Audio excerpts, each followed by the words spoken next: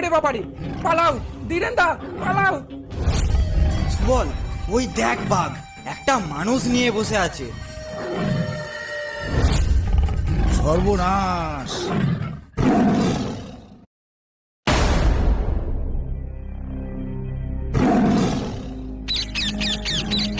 ধীরেন্দা, এখানে নৌকাটা একটু দাঁড় করাও তো। আমি দেখি দুটো কাঠ ভেঙে নিয়েছি আগুন ধরানোর জন্য।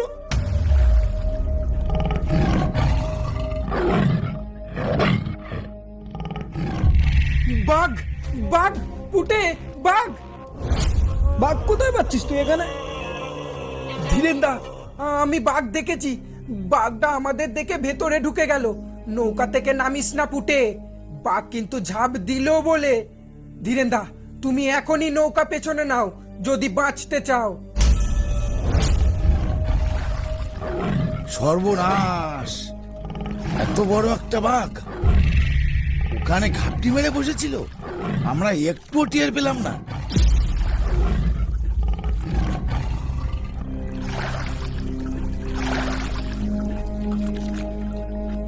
দেখলে তো, আজ আমার কথা না শুনলে পুটের খবর হয়ে যাচ্ছিল এখনই।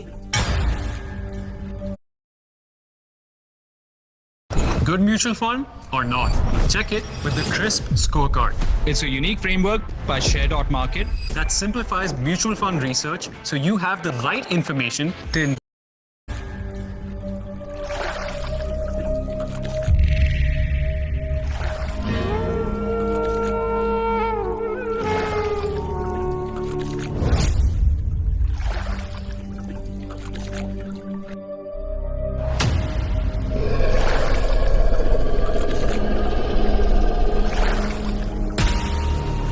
ওই দেখ, কারা যেন এই জঙ্গল থেকে হাড়ি বোঝাই করে মধু নিয়ে যাচ্ছে। মনে হয় এই জঙ্গলে অনেক মধুর চাক আছে। চলো তো ধীরেন্দা, আমরা একবার গিয়ে দেখে আসি কেমন চাক আছে এই জঙ্গলে।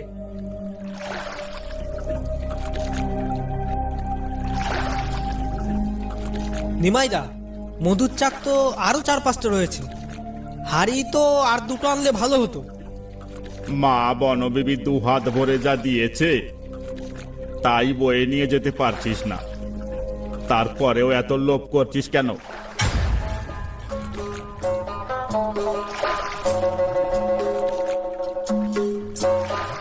আরে না না নিমাইদা, লোভ কোথায় করলো?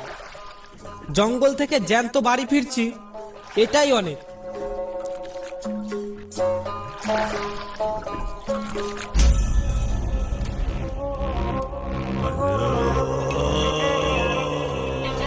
কিরে ভোলা, তোরা এত সকালে কোন জঙ্গল থেকে ফিরছিস? আর বলো না মানুষদা, গেছিলাম কুমির মারের উদ্দেশ্যে, আর এরা আমাকে ধরে নিয়ে গেল কেদোখালি। সে যেখানেই যাস, মধু তো পেয়েছিস 2 হাড়ি। তা কটা চাক কেটে ফেলি এত মধু? এই মাত্র 3টে চাকের মধু গো মানুষদা। চাক তো ছিল 7-8টা, কিন্তু কি করব বলো, হাড়ি নিয়ে গেছিলাম মাত্র 2টো। তা মানুষদা, তোমরা কোন জঙ্গলে যাচ্ছ? এখনো ভাবিনি রে ভোলা। তোরা যখন বলছিস যে কেদোখালি অনেক মধু পাওয়া যাবে, তাহলে একবার কেদোখালির দিকেই যাব ভাবছি। কিন্তু মানুষদা, আমরা যখন জঙ্গল থেকে বেরোলাম দেখলাম ধীরেন বাউলের দল ওই জঙ্গলেই ঢুকছে। আচ্ছা তাহলে তোরা যা, দেখছি কি করা যায়।